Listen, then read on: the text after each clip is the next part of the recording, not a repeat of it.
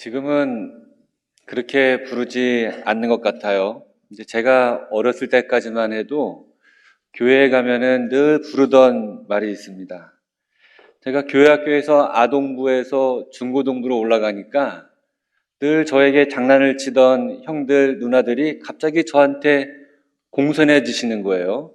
그러더니 갑자기 중고등부 예배에 온 저를 처음 간 거예요. 처음 갔는데 안중에 형제님 하고서 저를 불러주는 거예요. 요즘에는 교회에서 형제님, 자매님 하는 말들이 조금은 사라진 것 같아요. 잘 들리지가 않네요. 중고등부에서 저보고 형제님이라고 부르고 또 자매들에게는 자매님이라고 이렇게 부르는 그런 모습이었습니다. 참 어색했어요. 늘 저한테 장난 걸고 저를 괴롭히던 형들이 안중에 형제님 하고서 부르는 그 모습이 다 경험들 있으시죠? 낯간지럽기도 하고 그런데 기분이 좋더라고요. 이렇게 교회 형들이 저보고 형제님 하고 불러주니까 기분이 굉장히 좋았어요. 저를 대우해 주는 것 같고 저한테 예의를 갖추는 것 같고. 근데 왜 형들이 또 누나들이 왜 나한테 형제님이라고 부를까? 나는 형제가 아닌데 남남인데 이게 의구심이 들었어요. 그런데 신앙생활을 하다 보니까 문제가 해결이 됐어요. 교회 형들과 누나들은 나하고 부모가 다르지만 그래서 나를 형제님이라고, 나를 형제라고 불러주는구나. 여러분, 교회에서 어떤 말씀을 배워요? 요한복음 1장 12절입니다. 영접하는 자, 곧 그 이름을 믿는 자들에게는 하나님의 자녀가 되는 권세를 주셨으니. 아멘. 바로 이겁니다. 우리가 예수 그리스도를 주로 고백하면 하나님의 자녀가 되는 권세를 얻고 있기 때문에 그래요. 하나님의 자녀가 되는 거예요.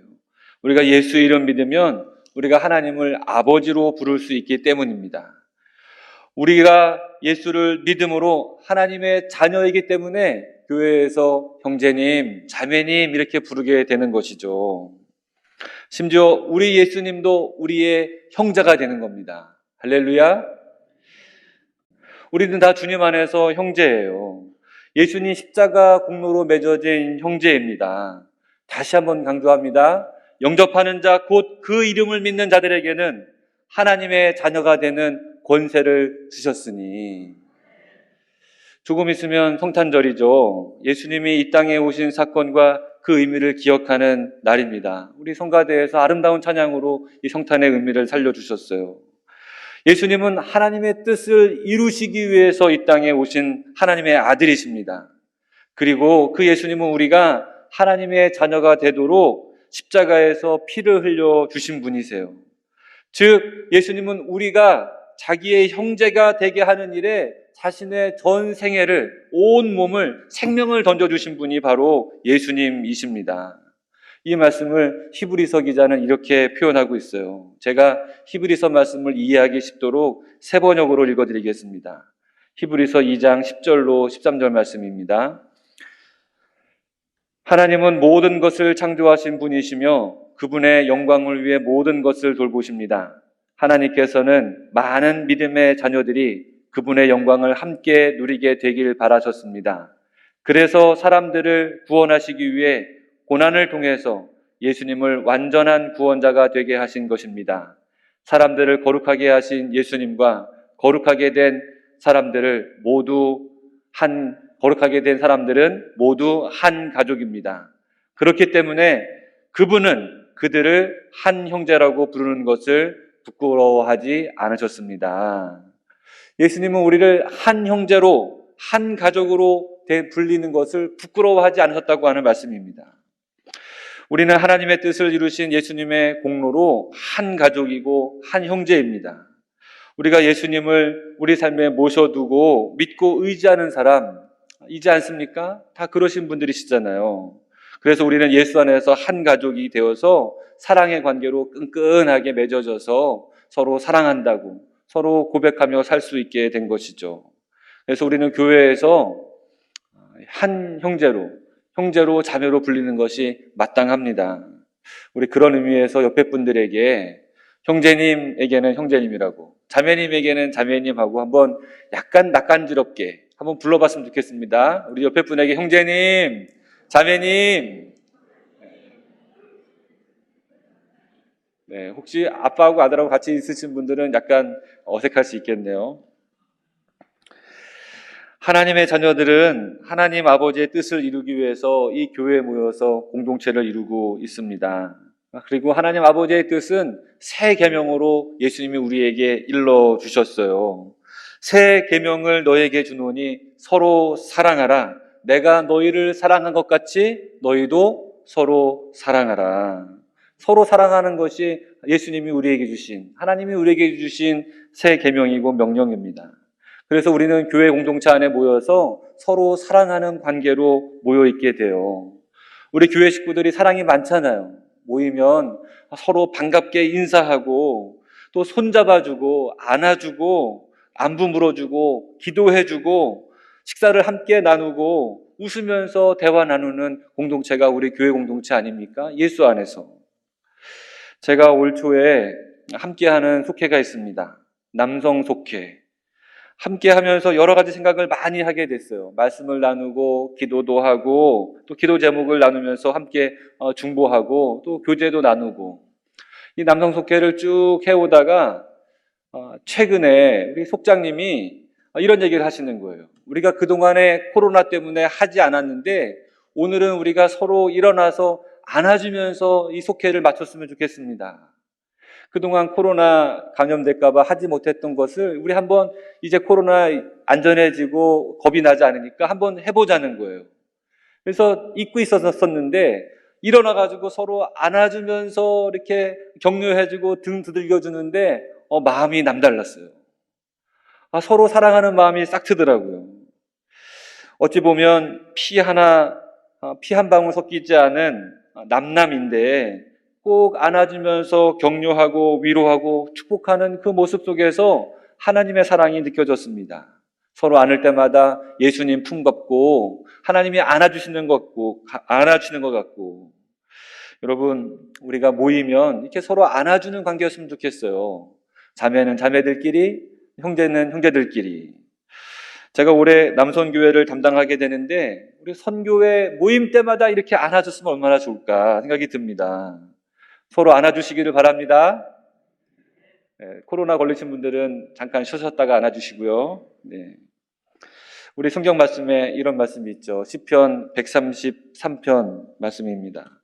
보라, 형제가 연합하여 동거함이 어찌 그리 선하고 아름다운고 보배로운 기름이 싱그럽게 흐른다. 하나님이 이 아름다운 관계 속에 복을 주시고 영생을 주셨다. 여러분 교회 오면 사랑이 넘치는 곳입니다. 여러분 세상에서 받지 못한 사랑 누리는 곳이 바로 우리가 예배드리는 이곳에서 이루어져야 되는 줄 믿습니다. 그런데 문제는 우리가 서로 사랑하지 못하는 것에 있어요. 정말 여러분 교회 오시면 그렇게 서로 사랑하고 부둥 껴안고 사랑한다고 말씀하는 그런 관계 속에서 신앙생활하고 계시나요? 여러분 배꼽이 있는 첫사람 가인의 모습이 오늘 말씀에 언급되어져 있어요. 12절 말씀인데 이렇게 기록되어져 있죠. 가인같이 하지 말라. 가인과 같이 하지 말라. 여러분 무슨 일이 있었길래 오늘 요한 1서 3장 12절에는 가인같이 하지 말라고 말씀하시는 것일까? 아담과 하와가 범죄하여 에덴 동산에서 쫓겨났습니다. 그리고 이 두 사람은 잉태해서 에덴 동산에서 나와서 잉태해서 가인과 아벨을 낳았어요. 엄마의 태를 통해서 태어난 첫 인류입니다. 다시 말해서 배꼽이 있는 첫 사람이 가인과 아벨이었어요. 이 가인과 아벨 첫 번째로 낳은 아들 이름이 가인인데 영어로는 카인 이렇게 부르잖아요. 근데 우리나라 성경에는 한자로 아름다울 가짜를 써가지고 가인이라고 번역을 해놨더라고요. 첫째니까 얼마나 예뻐. 여러분 첫째 낳으셨을 때 다 이쁘셨죠? 가인은 아름다운 사람인 게 분명합니다. 둘째 너무너무 예뻐. 그런데 아우니까 아벨이야. 첫째는 가인, 둘째는 아벨인데 이 가인은 농사 짓는 전문가가 되었어요. 그리고 아벨은 목축업을 하게 되었습니다. 이 둘이 자라서 드디어 하나님께 예배할 때가 왔습니다. 이 가인은 자기가 농사지은 것으로 하나님께 제물을 올려드리고, 아벨은 자기가 길렀던 어린 양들 중에서, 짐승 중에서 하나를 하나님께 올려드렸어요. 그런데 문제는 하나님이 아벨의 제사는 받으시고 가인의 제사는 받지 않으셨어요.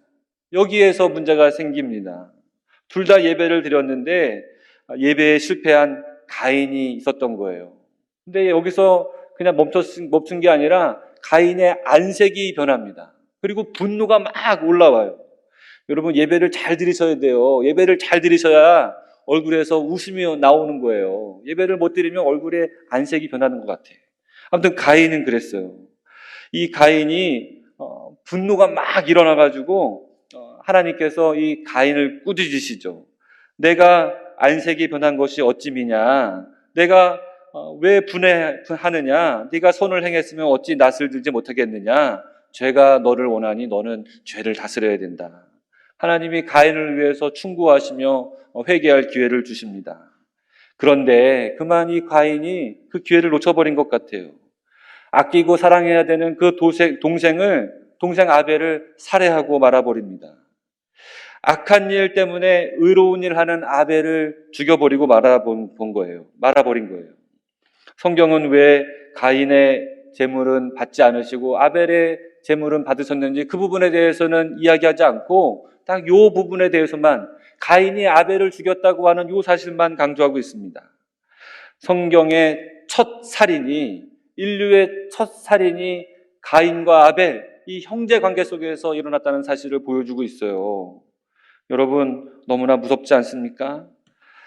배꼽 달린 첫 사람에게서 첫 살인이 일어나게 됩니다. 형제 관계 속에서. 하나님께 예배하다가 일어난 사건이에요. 하나님의 섬기는 자리에서 생긴 악한 일이었습니다. 여러분, 아담과 하와가 얼마나 마음이 아팠을까요? 예뻐서 지어준 가인, 그 동생 아벨, 여기서 악한 일이 생겼으니 아빠, 엄마 마음이 얼마나 아팠겠어요. 우리를 창조하시고 우리에게 복 주신 하나님 아버지의 마음은 얼마나 쓰리고 아프셨을까. 그래서 요한일서 3장 12절 말씀은 가인과 같이 하지 말라, 다시 한번 우리에게 되풀이하고 있는 겁니다. 사랑해야 될 형제관계가, 서로 도와줘야 될 형제관계가 사랑하지 못한 결과가 살인으로 나타나는 것을 보게 됩니다. 여러분, 이런 모습이 가인과 아벨에게만 있었느냐? 창세기의 흐름을 보면은요, 이 형제 간의 갈등이 계속해서 등장하는 것을 볼 수가 있어요. 이삭의 아들들 야곱과 에서가 계속 싸우지 않나요? 물론 나중에 화해하지만. 야곱의 아들들은요, 동생 요셉을 죽이는 데까지 몰고 갑니다. 거의 죽인 거나 다름이 없어요. 여러분, 성경 속에만 나오는 이야기가 아니잖아요. 우리 인류 역사 속에서도 권력을 잡은 황제들이나 권력자들은요, 자기 형제들을 숙청하는 게 그 첫 번째 일 중에 하나예요. 여러분, 중국의 당태종 이세민은요, 친형과 동생을 죽이고, 물론 중국에서 굉장히 존경받는 황제 중에 하나이지만, 아무튼 형제를 죽이고서 왕이 된 사람 중에 하나입니다. 드라마 태조 이방원, 조선의 이방원, 이 태종의 역사도 똑같지 않습니까? 왕자의 난을 일으켜서 동생을 죽이고 자기가 왕이 된 왕이었어요. 성경 속에서는요, 다윗의 집안의 형제들끼리 칼이 떠나지 않아요. 계속해서 분쟁이 일어나고 살인이 일어나는 것을 보게 됩니다. 가인과 같이 하지 말라. 요한일서 3장 12절 이렇게 기록되어져 있어요. 가인같이 하지 말라. 그는 악한 자에게 속하여 그 아우를 죽였으니 어떤 이유로 죽였느냐? 자기 행위는 악하고 그의 아우의 행위는 의로움이라. 그러면 왜 형제들 사이에서 살육이 일어날까? 이 형제들을 자꾸 경쟁 관계로 이끌어가고 서로 미워하게 하는 악한 영의 세력이 있기 때문입니다. 우리가 죄라고 부르는 세상의 논리가 있기 때문에 그래요. 욕심이 잉태한 거죠. 그리고 그 욕심이 잉태한 즉 죄가 자라서 사망을 낳은 것입니다. 이 죄가 생명을 끊어놓는 모습으로 나타난 것이죠. 요한일서 3장 15절, 형제를 미워하는 자마다 살인하는 자니 형제를 살인하는 자마다 영생이 그 속에 거하지 아니하는 것을 너희가 아느니라. 여러분, 형제를 사랑하지 않는 사람은 사망 가운데 있는 거예요. 더 나아가서 살인하는 게 되는 겁니다. 구원이 없어요. 하나님의 사랑이 그 안에 없는 거예요. 형제를 사랑하지 않는 사람에게. 그래서 우리 주님은 이 죄악의 고리를 끊기 위해서 우리에게 오신 겁니다. 하나님은 이 죄의 고리를 끊어놓기 위해서 예수님을 우리에게 보내주셨어요. 예수님은 이 깨어진 관계를 회복시켜 주신 두 번째 아담이십니다. 그래서 우리에게 오신 예수님은 사랑을 몸소 실천해 보여주셨어요. 우리가 서로 사륙하고 싸우고 분열되는 것을 막고 서로 사랑할 수 있도록 우리를 인도해 주셨습니다. 그래서 우리는 예수님 닮으려고 노력하는 것 아니겠어요? 예수님이 말씀을 가르치실 때 이런 일이 있었습니다. 예수님 말씀을 가르치고 있는 예수님 사이로 예수님의 어머니와 형제들이 찾아왔어요. 그래서 한 사람이 예수님께 와서 말씀을 전하고 계신 예수님에게 와서 바깥에 당신의 형제와 부모가 찾아왔다고 알려드렸습니다. 그때 예수님이 참 희한한 말씀을 하세요. 누가 내 형제요 자매인가? 누구든지 하늘에 계신 내 아버지의 뜻대로 하는 자가 내 형제요 자매요 모친이니라.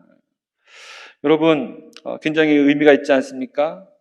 여러분, 내 아버지의 뜻대로 하는 사람이 내 형제요 자매요 모친이라 라고 말씀하고 계세요. 그러면 하나님 아버지의 뜻, 내 아버지의 뜻이라고 말씀하신 하나님의 아버지의 뜻이 무엇이냐? 바로 서로 사랑하는 거잖아요. 내 계명은 내가 너희를 사랑한 것 같이 너희도 사랑하라 하는 이것이니, 예수님 하나님 아버지의 뜻대로 행하시는 자이셨습니다. 그래서 우리가 서로 형제 자매가 되게 하시는 분이셨어요. 하나님 아버지의 뜻대로. 이 사랑이 예수님의 형제와 자매로 살아갈 수 있도록 우리를 인도해 주셨습니다. 또 이런 말씀이 있습니다. 복음을 위하여 형제와 자매를 어머니나 아버지나 복음을 위하여 형제와 자매를 어머니나 아버지나 자식이나 전토를 벌인 자는 100배를 받고 내세의 영생을 받는다. 형제를 사랑하라는 말씀이 있었는데 갑자기 좀 이상하지 않으세요? 버려라 이런 말씀이 나와 있어요. 버려라. 근데 이 말씀은요, 재물에 관해서 가르침을 주실 때 하셨던 말씀이었거든요. 이 말씀은 가족 관계를 포기하라는 말씀이 아니세요. 세상적인 관계, 죄악된 관계, 서로 사랑하지 못하는 그 관계를 벗어버리고 주님이 우리에게 주신 영적인 관계, 그 관계를 받아들이라는 거예요. 새로운 가족 관계를 가지라는 거예요.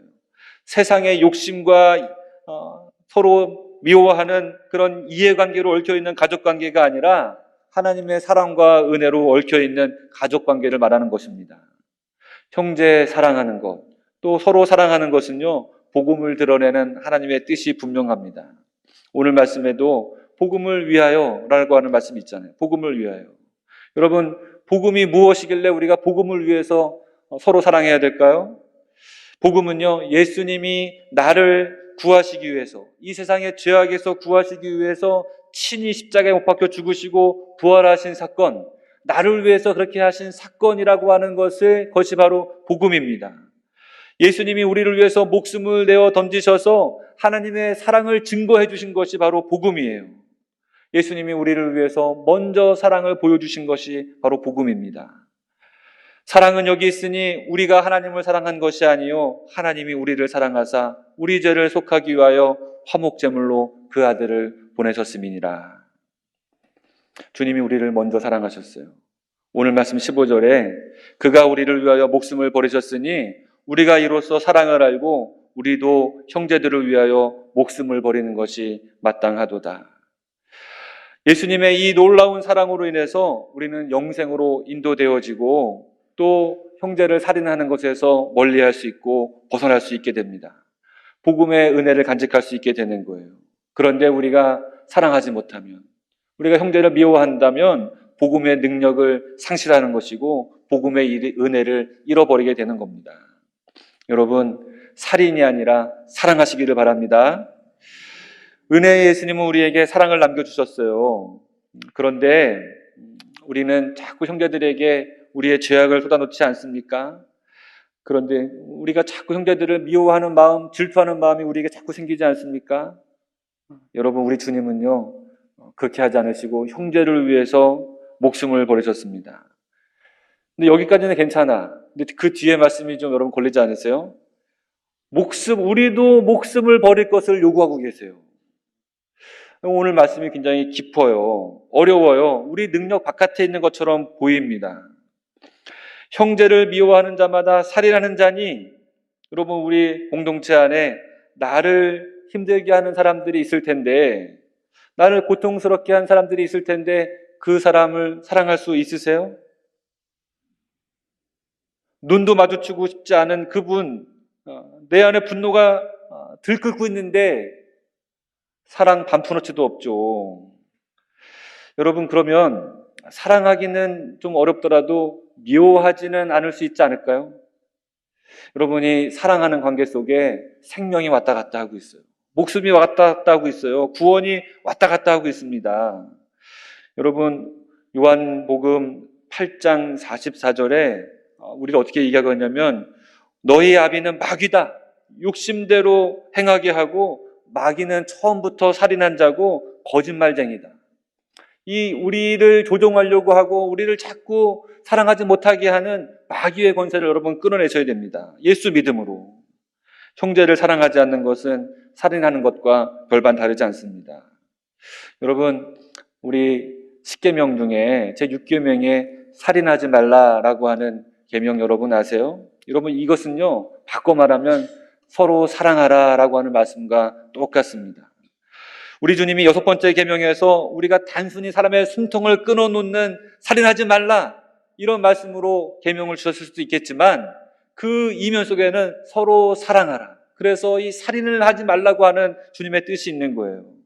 옛사람에게 말한 바 살인하지 말라, 누구든지 살인하면 심판을 받게 되리라 하였다는 것을 너희가 들었으나 나는 너에게 이르노니 형제에게 노하는 자마다 심판을 받게 되고 형제에 대하여 라가라 하는 자는, 바보라고 하는 자는 공회에 잡혀가게 되고 미련한 놈이라고 하는 자는 지옥불에 들어가게 되리라. 사랑하라는 말이잖아요. 사랑하라고. 바보라고 하지 말고 미워하지 말고 사랑하라고 하는 말씀이시잖아요.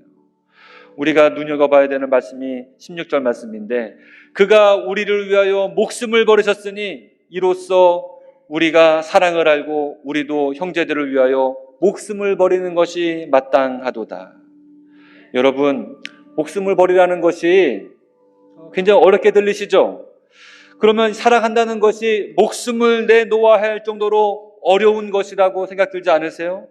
목숨을 내놓아야 할 정도로 어려운 것이 형제 사랑이라는 말씀이실까요? 아닙니다. 목숨을 걸 정도로 귀하고 가치 있는 것이 형제 사랑이라는 말씀입니다. 할렐루야! 목숨을 걸 정도로 귀하고 가치 있는 것, 예수님이 그 길 걸어가셨어요. 우리도 그 길 걸어가야 되지 않겠습니까? 나를 죽여서 형제 살리는 예수님 닮기를 바랍니다. 주님이 도와주세요. 할 수 없다고요? 주님이 도와주세요. 주님이 우리를 도와주십니다. 예수님 닮아서 창세 이래로 지금까지 일어난 살인의 영을 떠나보내시기를 바랍니다. 예수님 의지함으로 형제를 사랑하는 살리는 삶 살아가시기를 바랍니다. 오늘부터는 내가 죽고 형제를 살리는 삶 살아갈 수 있는 여러분 되시기를 바라요. 형제를 사랑함으로 살리는 사람으로 살아가시기를 바랍니다.